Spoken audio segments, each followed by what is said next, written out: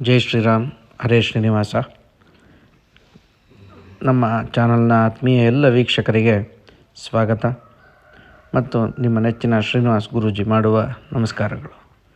ಈ ದಿನ ನಾವು ಈ ವಿಡಿಯೋದಲ್ಲಿ ತಿರುಪತಿಯಲ್ಲಿ ವಿಮಾನ ಗೋಪುರ ಇದೆ. ಆ ವಿಮಾನ ಗೋಪುರವನ್ನು ನಾವು ಯಾವ ರೀತಿಯಾಗಿ ದರ್ಶನ ಮಾಡಬೇಕು, ಈ ಮಾಹಿತಿಯನ್ನು ನಾನಿವತ್ತು ತಿಳಿಸ್ಕೊಡ್ತಾ ಇದ್ದೀನಿ. ಎಲ್ಲರೂ ಪೂರ್ತಿಯಾಗಿ ನೋಡಿ, ಕೊನೆಯವರೆಗೂ ಈ ವಿಡಿಯೋವನ್ನು ನೋಡಿ. ಶ್ರೀ ವೆಂಕಟೇಶನ ದರ್ಶನ ಮಾಡಲು ತಿರುಪತಿಗೆ ಹೋದವರು ಭಗವಂತನ ದರ್ಶನ ಪಡೆಯಲು ಕಾಯುತ್ತಾ ಗರ್ಭಗುಡಿಯ ಸಮೀಪ ಬರುತ್ತಿದ್ದಂತೆ ಕಾತುರದಿಂದ ಸ್ವಾಮಿಯ ದರ್ಶನ ಮಾಡಿ ಸಾರ್ಥಕ ಭಾವ ಪಡೆಯುತ್ತಾರೆ. ಸ್ವಾಮಿಯನ್ನು ಮನಸ್ಸಿನಲ್ಲಿ ತುಂಬಿಕೊಂಡು ಪ್ರಾಕಾರದ ಸುತ್ತ ಹೊರಟು ಸ್ವಲ್ಪ ಹೊತ್ತಿನಲ್ಲಿ ತಲೆ ಎತ್ತಿ ನೋಡುತ್ತಿರುವ ಜನಗಳ ಗುಂಪು ದೇವಸ್ಥಾನದ ಶಿಖರಕ್ಕೆ ಕೈ ಮುಗಿಯುತ್ತಿರುವುದನ್ನು ನೋಡುತ್ತಾರೆ. ಪ್ರಾಕಾರದಿಂದ ಹೊರಬಂದವರು ಅವರನ್ನೇ ಅನುಸರಿಸುತ್ತಾರೆ. ಗೊತ್ತಿಲ್ಲದವರು ಏನು ಎಂದು ಕೇಳಿದಾಗ ಇದು ವಿಮಾನ ಗೋಪುರ ಎನ್ನುತ್ತಾರೆ. ಅವರಂತೆ ಇವರು ಕೈ ಮುಗಿದು ಹೊರಬರುತ್ತಾರೆ. ಇನ್ನು ಕೆಲವರು ಕೇಳಿದಾಗ ವೆಂಕಟೇಶನ ದರ್ಶನ ಮಾಡಿ ವಿಮಾನ ಗೋಪುರ ದರ್ಶನ ಮಾಡಿದಾಗ ತಿರುಪತಿ ಯಾತ್ರೆ ಸಂಪನ್ನವಾಗುತ್ತದೆ ಎನ್ನುತ್ತಾರೆ. ಆದರೆ ಬಹಳಷ್ಟು ಜನಗಳಿಗೆ ವಿಮಾನ ಗೋಪುರ ಎಂದರೇನು ಮತ್ತು ವಿಮಾನ ಗೋಪುರದ ವಿಶೇಷ ಏನು ಮತ್ತು ಯಾಕೆ ಹೋಗಿ ಕೈ ಮುಗಿಯಬೇಕು, ಯಾವ ದೇವರಿಗೆ ಎಂಬ ಸಂಗತಿ ತಿಳಿಯುವ ಆಸಕ್ತಿಗೆ ಅಲ್ಲಿನ ನೂಕು ನುಗ್ಗಲು ಸಮಯ ಅವಕಾಶ ಇರುವುದಿಲ್ಲ. ಎಲ್ಲಿಂದಲೋ ಯಾತ್ರೆ ಬಂದವರು ಬಹಳಷ್ಟು ಗಂಟೆಗಳ ಕಾಲ ಸರದಿಯಲ್ಲಿ ನಿಂತು ವೆಂಕಟೇಶ್ವರ ಸ್ವಾಮಿಯ ದರ್ಶನ ಮಾಡಿ ಕಣ್ತುಂಬಿಕೊಂಡ ಮೇಲೆ ಹೆಚ್ಚಿನ ಕುರಿತು ಕೇಳಬೇಕು ಎನಿಸುವುದಿಲ್ಲ. ಹಾಗಾಗಿ ಈ ವಿಚಾರ ಕೆಲವರಿಗೆ ಮಾತ್ರ ಗೊತ್ತಿರುವುದಿಲ್ಲ. ಇನ್ನು ವಿಮಾನ ಗೋಪುರ ಎಂದ ಕೂಡಲೇ ರಾಮಾಯಣದ ಕಾಲದಲ್ಲಿದ್ದಂತಹ ಪುಷ್ಪಕ ವಿಮಾನದ ಪ್ರತಿಮೆ ಇರಬೇಕು ಹೀಗೆ ಅಂದುಕೊಳ್ಳಬಹುದು. ಅದಲ್ಲ. ಆದರೆ ಈ ವಿಮಾನ ಗೋಪುರಕ್ಕೆ ಪೌರಾಣಿಕವಾದ ಹಿನ್ನೆಲೆ ಇದೆ. ವೈಕುಂಠವಾಸಿ ಮಹಾವಿಷ್ಣುವಿಗೆ ಭೂಲೋಕ ಅಂದರೆ ಬಹಳ ಪ್ರೀತಿ. ಹೀಗಾಗಿ ನಾರಾಯಣ ಆಗಾಗ ಒಬ್ಬನೇ ಭೂಲೋಕ ಸಂಚಾರ ಮಾಡುತ್ತಾ ಬಂದು ಇಲ್ಲಿನ ಪ್ರಕೃತಿಯ ಸೌಂದರ್ಯ ಆಸ್ವಾದಿಸುತ್ತಾ ಭೂಲೋಕದ ಭಕ್ತಜನಗಳಿಗೆ ಮಾರುವೇಷದಲ್ಲಿ ಅನುಗ್ರಹಿಸುತ್ತಾ ಒಂದಷ್ಟು ಕಾಲ ಭೂಲೋಕದಲ್ಲಿ ಇದ್ದು ಹೋಗುವನು ಅವನ ವಾಡಿಕೆ. ನಡುವೆ ವಿಶ್ರಾಂತಿ ಪಡೆಯಲು ನಾರಾಯಣಗಿರಿ ಬೆಟ್ಟದ ಗುಹೆಯಲ್ಲಿ ನೆಲೆಸಿರುವುದು. ಲಕ್ಷ್ಮಿಯು ಬರುವೆ ಎಂದಾಗ ಕರೆದುಕೊಂಡು ಬಂದು ಭೂಲೋಕದಲ್ಲಿ ವಿಹಾರ ಮಾಡುತ್ತಿದ್ದನು. ಒಮ್ಮೆ ತ್ರಿಲೋಕ ಸಂಚಾರಿಗಳಾದ ನಾರದರು ವೈಕುಂಠದಲ್ಲಿರುವ ಮಹಾವಿಷ್ಣುವನ್ನು ದರ್ಶನ ಮಾಡಲು ಬಂದರು. ಇಡೀ ವೈಕುಂಠ ಸುತ್ತಿದರೂ ವೈಕುಂಠವಾಸಿ ನಾರಾಯಣ ಅವರಿಗೆ ಕಾಣಲಿಲ್ಲ. ಪ್ರಭು ವೈಕುಂಠ ಬಿಟ್ಟು ಎಲ್ಲಿ ಹೋಗಿದ್ದಾನೆ ಎಂದು ತಂದೆಯಾದ ಬ್ರಹ್ಮನ ಹತ್ತಿರ ಬಂದು ಕೇಳಿದರು. ಬ್ರಹ್ಮದೇವನು ಸ್ವಲ್ಪ ಹೊತ್ತು ಧ್ಯಾನಸ್ಥನಾಗಿ ನಂತರ ಹೀಗೆ ಹೇಳಿದರು. ಪುತ್ರ, ಭೂಲೋಕದಲ್ಲಿ ನಾರಾಯಣಗಿರಿ ಎಂಬ ಪರ್ವತವಿದೆ. ಅದು ಮಹಾವಿಷ್ಣುವಿಗೆ ಪ್ರಿಯವಾದ ಸ್ಥಳ. ಈಗ ನಾರಾಯಣನು ಲಕ್ಷ್ಮೀ ಸಮೇತ ಅಲ್ಲಿ ವಿಹಾರ ಮಾಡುತ್ತಿದ್ದಾನೆ. ನೀನು ಈ ಕೂಡಲೇ ಹೋದರೆ ನಾರಾಯಣನನ್ನು ಕಾಣಬಹುದು ಎಂದನು. ನಾರದರಿಗೆ ಹೇಳುತ್ತಿದ್ದ ಮಾತುಗಳನ್ನು ಹತ್ತಿರದಲ್ಲೇ ಇದ್ದ ಋಷಿಮುನಿಗಳು, ದೇವತೆಗಳು, ದೇವಗಣಗಳು ಎಲ್ಲರೂ ಕೇಳಿ ಆಶ್ಚರ್ಯಗೊಂಡರು. ಏಕೆಂದರೆ ವೈಕುಂಠಕ್ಕಿಂತ ಮಿಗಿಲಾದ್ದು ಮಹಾವಿಷ್ಣುವಿನ ಸೆಳೆಯುವಂಥದ್ದು ನಾರಾಯಣಗಿರಿಯಲ್ಲಿ ಏನಿದೆ ಎಂದು ಕುತೂಹಲದಿಂದ ಮಾತನಾಡಿಕೊಂಡು ತಾವು ಅದನ್ನು ನೋಡಬೇಕೆಂದು ನಾರದರ ಜೊತೆ ಹೊರಟರು. ಹೀಗೆ ನಾರದರ ಜೊತೆ ಋಷಿಮುನಿಗಳು, ದೇವತೆಗಳ ದಂಡೇ ಬಂದರು. ಪರ್ವತ ಶಿಖರದ ಸುತ್ತಿದರು. ಎಷ್ಟೇ ಸುತ್ತಿದರೂ ನಾರಾಯಣಗಿರಿ ಪರ್ವತ ಕಾಣಲಿಲ್ಲ. ಅವರು ಆಯಾಸದಿಂದ ಬಳಲಿದರು. ಆಗ ಮತ್ತೆ ಬ್ರಹ್ಮನನ್ನೇ ಕುರಿತು ಧ್ಯಾನ ಮಾಡಿ ನಾರಾಯಣಗಿರಿ ಪರ್ವತ ಎಲ್ಲಿದೆ ಎಂದು ಕೇಳಿದರು. ಬ್ರಹ್ಮನು ಅವರಿಗೆಲ್ಲ ನಾರಾಯಣಗಿರಿ ಪರ್ವತ ದಾರಿಯನ್ನು ತೋರಿಸಿ, ಈ ನಾರಾಯಣಗಿರಿ ಪರ್ವತ ನಿಮಗೆ ಸಿಗಬೇಕೆಂದರೆ ನೀವೆಲ್ಲರೂ ಈ ಬೆಟ್ಟದ ತಪ್ಪಲಿನಲ್ಲಿರುವ ಪುಷ್ಕರಣಿ ಕಲ್ಯಾಣಿಗಳಲ್ಲಿ ಸ್ನಾನ ಮಾಡಿ ಭಗವಂತನ ನಾಮಸ್ಮರಣೆ ಧ್ಯಾನಗಳನ್ನು ಮಾಡುತ್ತಾ ನಾರಾಯಣಗಿರಿ ಸುತ್ತ ಇರುವ 7 ಬೆಟ್ಟಗಳನ್ನು ಪ್ರದಕ್ಷಿಣೆ ಸುತ್ತಿರಿ ಎಂದು ತಿಳಿಸಿ ಅದೃಶ್ಯನಾದನು. ಬ್ರಹ್ಮನ ಆದೇಶದಂತೆ ಅವರೆಲ್ಲರೂ ಅಲ್ಲಿದ್ದ ಪುಷ್ಕರಣಿ ತೀರ್ಥದಲ್ಲಿ ಸ್ನಾನ ಮಾಡಿ ಭಗವಂತನ ಧ್ಯಾನ ನಾಮಸ್ಮರಣೆ ಮಾಡುತ್ತಾ ಭಕ್ತಿಯಿಂದ ಪ್ರಾರ್ಥಿಸಿ ಆ ಬೆಟ್ಟಗಳನ್ನೆಲ್ಲ ಪ್ರದಕ್ಷಿಣೆ ಹಾಕಿದರು. ಭಗವಂತನ ದರ್ಶನವಾಗುವವರೆಗೂ ಕಾತರಿಸುತ್ತಾ ಕಾಯುತ್ತಾ ಅಷ್ಟದಿಕ್ಕುಗಳನ್ನು ಪರಿಭ್ರಮಣಿಸಿದರು.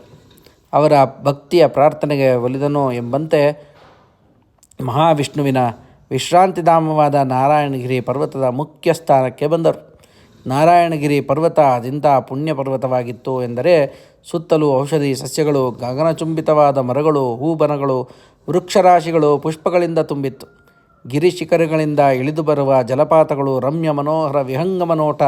ಇಂಥ ರಮ್ಯ ಮನೋಹರವಾದ ಭೂಲೋಕದಲ್ಲಿರುವ ನಾರಾಯಣಗಿರಿ ಪರ್ವತದ ಗುಹೆಯಲ್ಲಿ ವಿಶ್ರಾಂತಿ ಪಡೆಯುತ್ತಿರುವಾಗ ವಿಷ್ಣುಗೆ ಅತ್ಯಂತ ಪ್ರಿಯವಾದ ತಾಣವಾಗಿದೆ. ಪರ್ವತದ ಮೇಲೆ ನಿಂತರೆ ಇಡೀ ಬ್ರಹ್ಮಾಂಡದಲ್ಲಿರುವ ಎಲ್ಲ ಲೋಕಗಳು ಗಿರಿಶಿಖರ ಪರ್ವತಗಳಿಗಿಂತ ಮೇಲಿದ್ದೇವೆ ಎಂಬ ಭಾಸವಾಗುತ್ತಿತ್ತು. ನಾರಾಯಣಗಿರಿ ಪರ್ವತದಲ್ಲಿ ನಿಂತು ಶ್ರೀಮನ್ನಾರಾಯಣನು ಋಷಿಮುನಿಗಳಾದಿಗಾಗಿ ಭಕ್ತಿಯಿಂದ ಪ್ರಾರ್ಥಿಸಿ ಸ್ತುತಿಸಿದರು. ಗೋವಿಂದ ಗೋವಿಂದ ಗೋವಿಂದ ಎಂದು ಪ್ರತಿಧ್ವನಿಸುವಂತೆ ಕೂಗಿ ಕರೆದರು. ಭಕ್ತರ ದಿವ್ಯ ಮಂತ್ರ ಪ್ರಾರ್ಥನೆಗೆ ಮನಸೋತು ಪೀತಾಂಬರಧಾರಿ ಚತುರ್ಭುಜನಾಗಿ ಶಂಖ, ಚಕ್ರ, ಗದಾ, ಪದ್ಮಗಳನ್ನು ಧರಿಸಿ ಸರ್ವಾಲಂಕಾರದಿಂದ ಕಂಗೊಳಿಸುತ್ತಾ ಕೋಟಿ ಸೂರ್ಯಗಳನ್ನು ಪ್ರಭೆಯನ್ನು ಸುತ್ತಲೂ ಹರಡಿದ ನಡುವೆ ವಿಮಾನದಲ್ಲಿ ಮುಗುಳ್ನಗುತ್ತಾ ನಿಂತು ಪ್ರಕಟಗೊಂಡನು. ಭಗವಂತನನ್ನು ನೋಡುತ್ತದೆ. ಋಷಿ ಮುನಿಗಳು, ದೇವತೆಗಳ ಆಯಾಸ ಬಯಕೆಗಳು ಮಾಯವಾಗಿ ಕಣ್ತುಂಬ ತುಂಬಿಕೊಂಡವು. ಭಗವಂತನನ್ನು ಸ್ತೋತ್ರ ಪಠನೆ ಮಾಡಿ ಪ್ರಾರ್ಥಿಸಿದರು. ನಂತರ ಭಗವಂತನ ಅವತಾರಗಳ ಕಥಾ ವರ್ಣನೆ ಮಾಡಿದರು. ಋಷಿಗಳು, ದೇವತೆಗಳು, ದೇವಗಣಗಳು, ಗಂಧರ್ವರು ಮೈಮರೆತು ಕೇಳುತ್ತಾ ತನ್ಮರೆಯರಾಗಿದ್ದರು. ಬೆಟ್ಟ, ಗುಡ್ಡ, ಪರ್ವತ ಪ್ರದೇಶ, ನದಿ, ಸಮುದ್ರ, ಹಳ್ಳ, ಕೊಳ್ಳ, ಕಾಡು, ಮೇಡು ಭಗವಂತನ ಲೀಲಾ ನಾಟಕಗಳನ್ನು ಪ್ರತ್ಯಕ್ಷವಾಗಿ ನೋಡುತ್ತಾ ಇದ್ದಂತೆ ಭಾಸವಾಗಿದ್ದರು. ಭಗವಂತನ ಗೋಪುರದ ಮೇಲೆ ವಿಮಾನದಲ್ಲಿ ಪ್ರತ್ಯಕ್ಷನಾಗಿ ದರ್ಶನ ಕೊಟ್ಟು ದೇವತೆಗಳನ್ನು ಸಂತೋಷಪಡಿಸಿದ. ವಿಮಾನ ಗೋಪುರ ನಂತರ ಪ್ರಸಿದ್ಧಿಗೆ ಬಂದಿತು. ಸಾಕ್ಷಾತ್ ವಿಷ್ಣು ಹೇಳಿದಂತೆ ಮುಕ್ತಿಯನ್ನು ಕರುಣಿಸುವ ಈ ವಿಮಾನವು ನಿಗೂಢವಾಗಿರುತ್ತದೆ.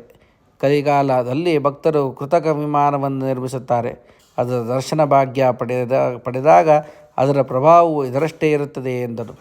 ಈ ರೀತಿಯಾಗಿ ಪೂರ್ವದಲ್ಲಿ ಭಗವಂತನ ನೆಲೆಸುವ ತಾಣವಾಗಿದ್ದ ನಾರಾಯಣಗಿರಿ ಪರ್ವತ ದೇವಾಲಯದ ಮೇಲೆ ವಿಮಾನ ಗೋಪುರವನ್ನು ನಿರ್ಮಾಣ ಮಾಡಿದರು.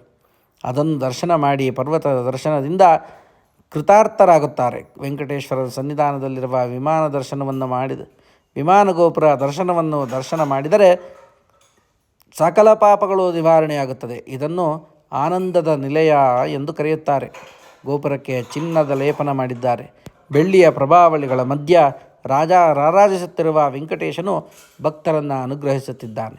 ಮಹಾವಿಷ್ಣು ಋಷಿಮುನಿಗಳಿಗೆ, ದೇವತೆಗಳಿಗೆ ದರ್ಶನ ಭಾಗ್ಯ ಕೊಟ್ಟು ಅವರೆಲ್ಲರ ಪ್ರಾರ್ಥನೆಗೆ ಒಲಿದು ಏನಾದರೂ ವರ ಕೇಳಿರಿ, ಕೊಡುತ್ತೇನೆ ಎಂದಾಗ ಋಷಿಮುನಿಗಳು, ದೇವತೆಗಳು ಹೇಳಿದರು, ಭಗವಂತ, ನಿನ್ನ ದರ್ಶನ ಮಾತ್ರದಿಂದಲೇ ನಾವು ಪುನೀತರಾದೆವು, ನಮಗಿನ್ಯಾವ ವರಗಳೂ ಬೇಡ ಎಂದರು. ಈ ಸಂತೋಷದ ಶುಭ ಸಂದರ್ಭದಲ್ಲಿ ಎಲ್ಲರೂ ವರಗಳನ್ನು ಕೇಳಲೇಬೇಕು ಎಂದಾಗ ತಮಗೆ ಬೇಕಾದ ವರಗಳನ್ನು ಕೇಳಿಕೊಂಡರು.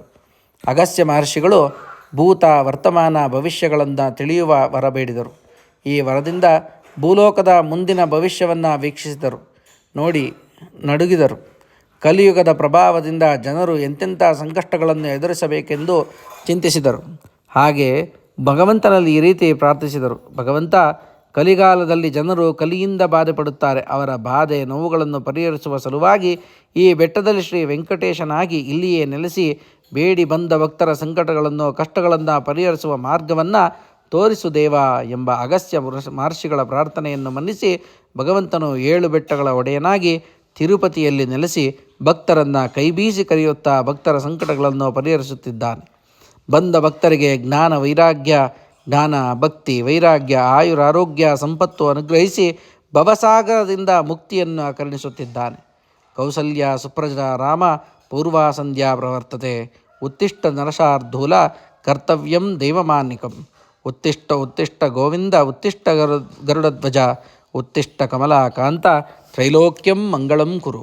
ಮಂಗಳಂ ಕೌಸಲೇಂದ್ರಾಯ ಮಹನೀಯ ಗುಣಾತ್ಮನೆ, ಚಕ್ರವರ್ತಿತನೂಜಾಯ ಸಾರ್ವಭೌಮಾಯ ಮಂಗಳಂ. ಶ್ರೀರಾಮ ರಾಮ ರಾಮೇತಿ ರಮೇ ರಾಮೇ ಮನೋರಮೆ, ಸಹಸ್ರನಾಮ ತತ್ತುಲ್ಯಂ ಶ್ರೀ ರಾಮನಾಮವರಾನನೆ. ಕಲ್ಯಾಣಾತ್ಪದಗಾತ್ರಾಯ ಕಾಮಿತಾರ್ಥಪ್ರದಾಯಿನೆ, ಶ್ರೀಮದ್ವೆಂಕಟನಾಥಾಯ ಶ್ರೀನಿವಾಸಾಯ ಮಂಗಳಂ. ಕೇಳಿಸ್ಕೊಂಡ್ರಲ್ಲ, ಶ್ರೀ ತಿರುಪತಿಯಲ್ಲಿ ಇರ್ತಕ್ಕಂಥ ಆ ವಿಮಾನ ಗೋಪುರವನ್ನು ದರ್ಶನ ಮಾಡುವುದರಿಂದ ಮಹಾಭಾಗ್ಯಗಳು, ಪುಣ್ಯಗಳು ಎಲ್ಲವೂ ನಮ್ಮದಾಗತ್ತೆ.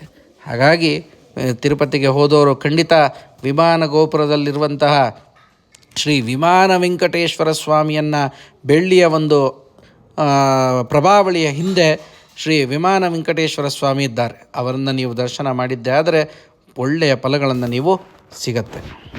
ಎಲ್ಲರಿಗೂ ಒಳ್ಳೆಯದಾಗಲಿ, ಶುಭವಾಗಲಿ. ಈ ವಿಡಿಯೋ ನಿಮಗೆಲ್ಲ ಇಷ್ಟ ಆಗಿದೆ ಅಂತೇಳಿ ನಾನು ಭಾವಿಸ್ತೇನೆ. ಈ ವಿಡಿಯೋ ನಿಮ್ಗೆ ಇಷ್ಟ ಆಗಿದ್ದರೆ ಲೈಕ್ ಮಾಡಿ, ಶೇರ್ ಮಾಡಿ ಮತ್ತು ಈ ನಮ್ಮ ಚಾನಲನ್ನು ಸಬ್ಸ್ಕ್ರೈಬ್ ಮಾಡ್ಕೊಳ್ಳಿ ಅಂಥೇಳಿ ಈ ವಿಡಿಯೋನ ಇಲ್ಲಿಗೆ ಮುಗಿಸೋಣ.